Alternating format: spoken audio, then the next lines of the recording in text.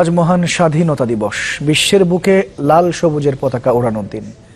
যাদের হাত ধরে এসেছিল এই পতাকা, বাংলার সেই শ্রেষ্ঠ সন্তানদের শ্রদ্ধা জানাতে প্রস্তুত গোটা জাতি। দিবসটি উপলক্ষে আলাদা বাণী দিয়েছেন রাষ্ট্রপতি মোহাম্মদ আব্দুল হামিদ, প্রধানমন্ত্রী শেখ হাসিনা, বিরোধী দলীয় নেতা রওশন এরশাদ এবং বিএনপি চেয়ারপারসন বেগম খালেদা জিয়া। রোববার ভোর 5:30টায় 31 বার তোপধ্বনির মধ্য দিয়ে শুরু হবে দিবসের আনুষ্ঠানিকতা। এরপর জাতীয় স্মৃতিসৌধে ফুল দিয়ে মুক্তিযুদ্ধে বীর শহীদদের স্মৃতির প্রতি শ্রদ্ধা জানাবেন রাষ্ট্রপতি, প্রধানমন্ত্রী, বিরোধী দলীয় নেতা সহ গুরুত্বপূর্ণ ব্যক্তিরা।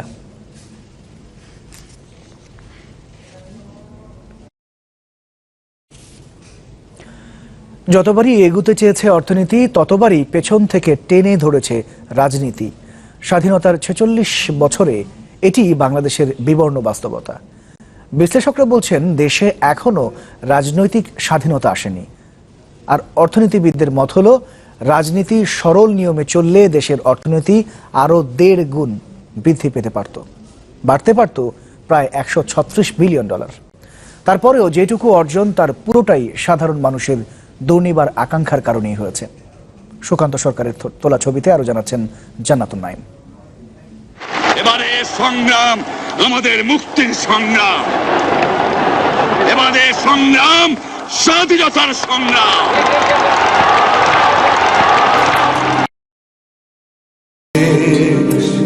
বাংলাদেশ বাংলাদেশ বাংলাদেশ।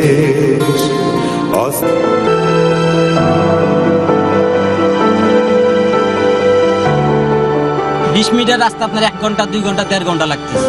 তো তখনই আপনার অসহ্য বিরক্ত লাগবে। আর এটাকে স্বাধীনতা বলেন?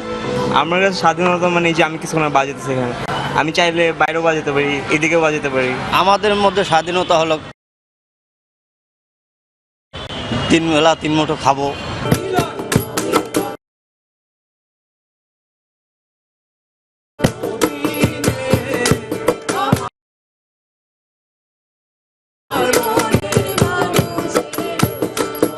তোমাদের যা বলা ছিল, বলছে কিনা বাংলাদেশ, বলছে কিনা বাংলাদেশ। আমরা স্বাধীন, কিন্তু তাদের যা দেখি তাই হাওয়াই মিঠাই, আসলের আসল কিছুই না।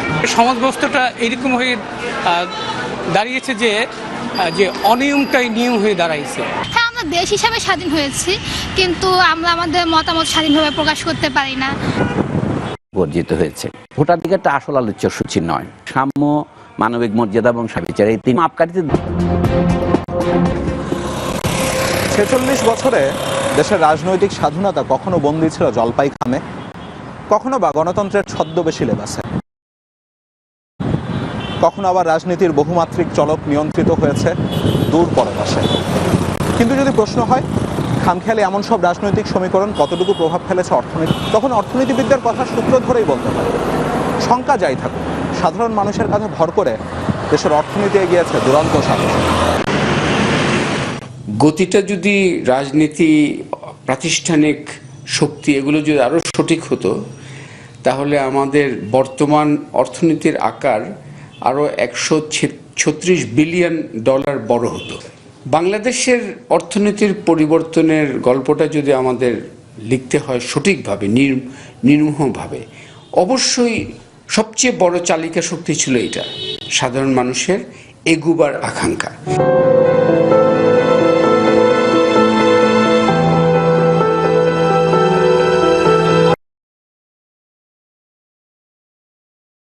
আমার আর কোনো স্বপ্ন নাই। আমি যদি একটা বইয়ের দোকান দিতে পারতাম, তাহলে আমার স্বপ্ন বাস্তবায়ন হতো। এবং আমি 25 বছর ধরে এই রোডের থাকতে স্বপ্নের আশায়। পোড়াবালিতে নিজ সন্তান সহ আরো বহু কিছুই হারিয়ে ফেলা একজন করে থাকা এই বাংলাদেশের মতোই। জান্নাতুন নাইম, চ্যানেল 24, ঢাকা। টেকো নুডলস, সময়ে অসময়ে সব সময়। 25শে মার্চ। এতদিন দিনটি কালরাত্রি হিসেবে পালিত হলেও এবারই প্রথম পালিত হচ্ছে জাতীয় গণহত্যা দিবস হিসেবে।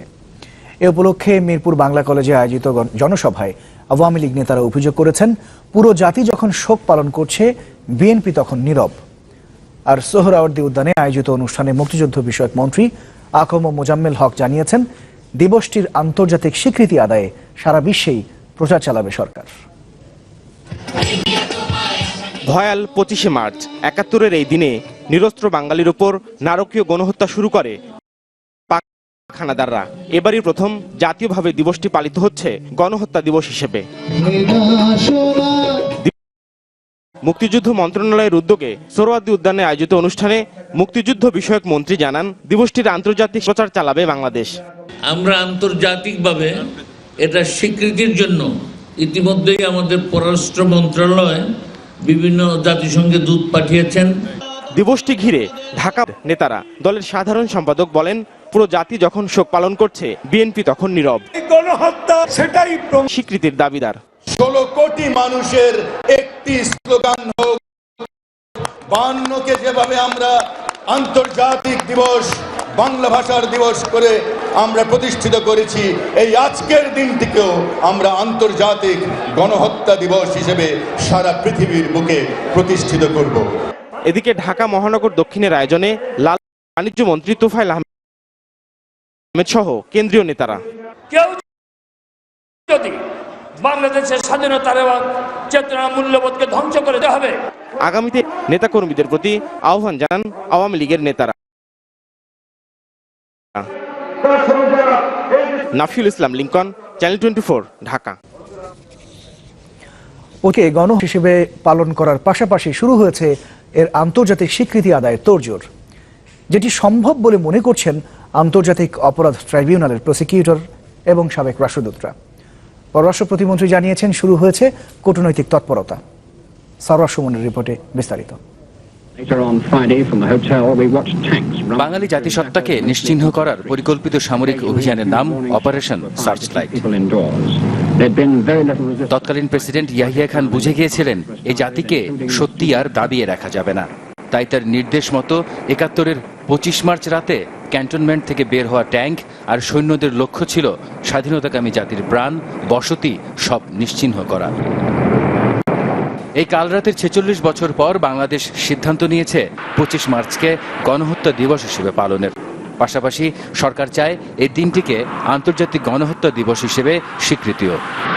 1948 সালে জাতিসংঘের গণহত্যা নিয়ে কনভেনশনে যে 5 বৈশিষ্ট্যের কথা বলা আছে, এর যে কোনো একটি থাকলেই কোনো ঘটনা গণহত্যা হিসেবে স্বীকৃত হবে।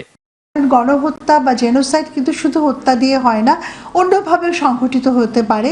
এই সব কিছুই করা হয়েছে সিভিলিয়ানদের টার্গেট করে, যারা জেনেভা কনভেনশনের প্রোটেকশন এনজয় করে।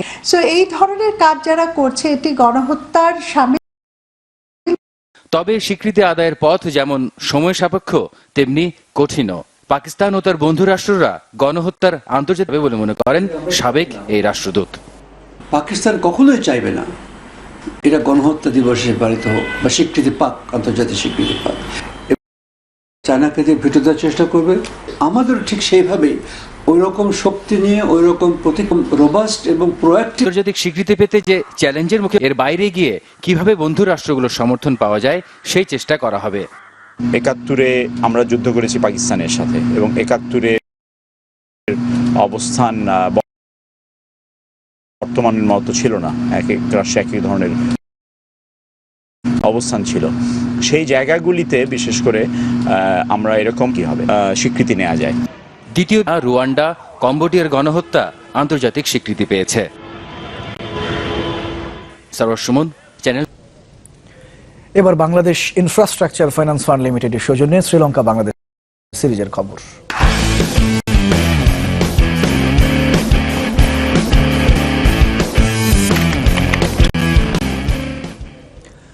প্রথম ওয়ানডেতে জিতেছে বাংলাদেশ, অব্যাহত রেখেছে শ্রীলঙ্কা সফরে সাফল্য যাত্রা। 90 রান বড় ব্যবধান সফরকারীরা। এই শীত হল বাংলাদেশের করা 5 উইকেটে 324 রানের পাহাড় তাড়া করতে নেমে 234 রানে অল আউট হয় শ্রীলঙ্কা। ব্যাট হাতে তামিম সেঞ্চুরি করেছেন, পৌঁছে গেছেন প্রথম বাংলাদেশি হিসেবে 10,000 আন্তর্জাতিক রানের মাইল ফলকে। বল হাতে মোস্তাফিজুর রহমান নিয়েছেন 3 উইকেট। ডাম্বুলা থেকে রিয়াসাত আজমের রিপোর্ট। বছরের প্রথম ওয়ানডে জয় রানগিরি মিরপুর নয়, তাই গ্যালারিতে বাঁধ ভাঙা উচ্ছ্বাস নেই, তাতে কি আনন্দে মাতোয়ারা হওয়ার জন্য আছে পুরো বাংলাদেশ।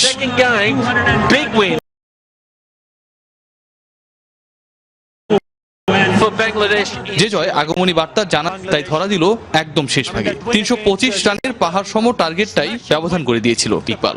ব্যাটিং এ নাম পেয়েছেন সাকিব আল হাসান, সাব্বির রহমান, দুজনেই সঙ্গী হিসেবে পেয়েছেন তামিমকে। দ্বিতীয় উইকেটে সাব্বির তামিমের 90 রানের জুটিতে 56 বলে 54 রানের ইনিংসটা আত্মবিশ্বাসের। 114 for 1.